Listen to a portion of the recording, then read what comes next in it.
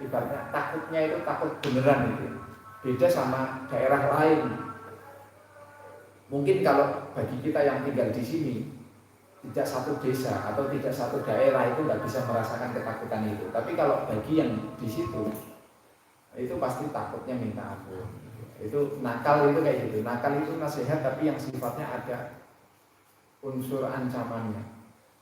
Ada lagi yang mengartikan baina yadaiha wa ma khalfaha, itu maksudnya yang menyaksikan sama yang tidak menyaksikan. Misalnya yang tidak menyaksikan tapi 10 tahun berikutnya tinggal di desa itu kan tetap wedi gitu ya. Ini di desa ini dulu pernah ngomong dari ketek. Nah itu kan kayak gitu. Tetap wedi gitu. Nah kalau tadi di yang kalian baca itu kan diartikannya bukan desa ya, tapi ukubah gitu ya. Iya. Baca al-naha itu kembalinya ke ukubah. Yadaiha juga ukubah.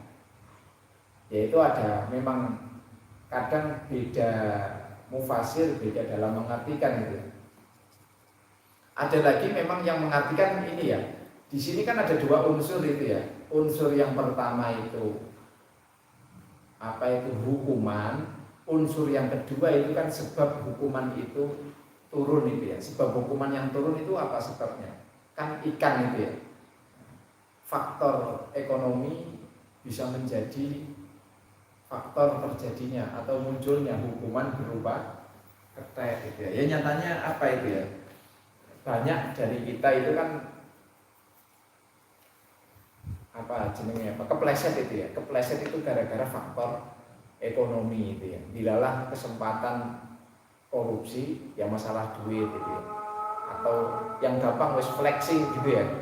Kamu habis beli gorengan terus di review gitu ya, gorengannya regane 400.000, habis itu kamu dibully gitu ya misalnya kayak gitu. Yang lain aku gorengan 5.000 be kelarangan, ini malah gorengannya 400.000 misalnya kayak gitu. Nah, misalnya kayak gitu ya.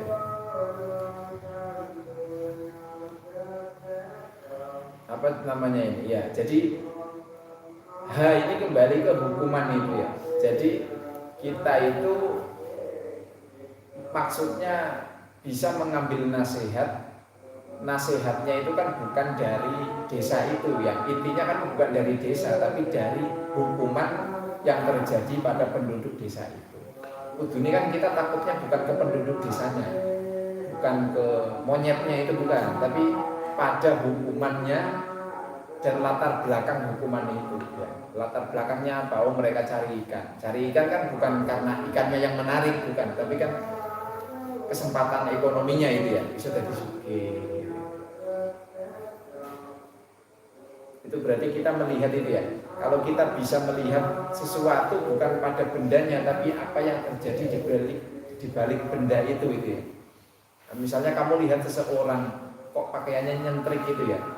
Gitu ya, pakaiannya kok selalu ada orang kalau pakai baju itu warnanya nggak matching ya. Ternyata kamu cari-cari tahu, oh emang orangnya unik gitu ya. Memang style fashionnya seperti itu gitu ya.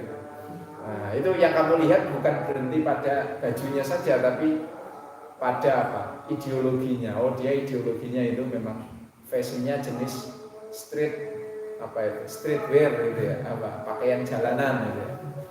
Kalau kamu misalnya pakai sarung itu karena apa gitu ya? Apa memang karena katokan itu nggak nyaman atau memang karena identitas santri kan kayak gitu ya?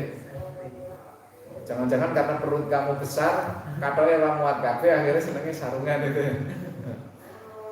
Jadi kamu telisik sampai belakang apa itu, sampai di balik pakaian itu, bukan berhenti di pakaiannya.